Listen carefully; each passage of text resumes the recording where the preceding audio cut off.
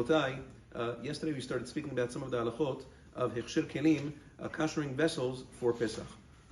Continuing on that path, if a person has bowls or plates that are made out of metal or plastic, it doesn't need hag'ala. You don't need to purge it in boiling water on the fire. Rather, since the way you use it is by pouring hot things onto that, so it's enough just to pour boiling water from an electric kettle when it's boiled onto that, and it's kasher. According to Maran Zechron Bracha, there is machloket, but he holds that plastic is kasherable based on its method of usage.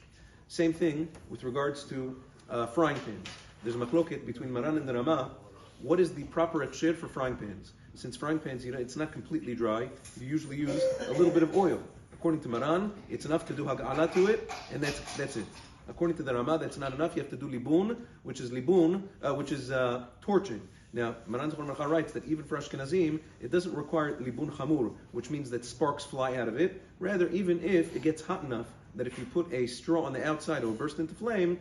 That's called libun kal, a lower form of libun. That's sufficient, even according to Ashkenazim. Now, with regards to any kinds of kelim made out of any kind of pottery or clay, that's ceramic or porcelain, china, things of that nature, those are non-kasherable. They cannot be kasher, they cannot be mukhshar lepesach at all. Person has to put them away with the Pesach dishes, and that's it. Now, and it doesn't matter how hot, you could put it in the oven, you could self-clean it, it doesn't matter. It will still stay in that form of chametz. It won't be kasher lepesach.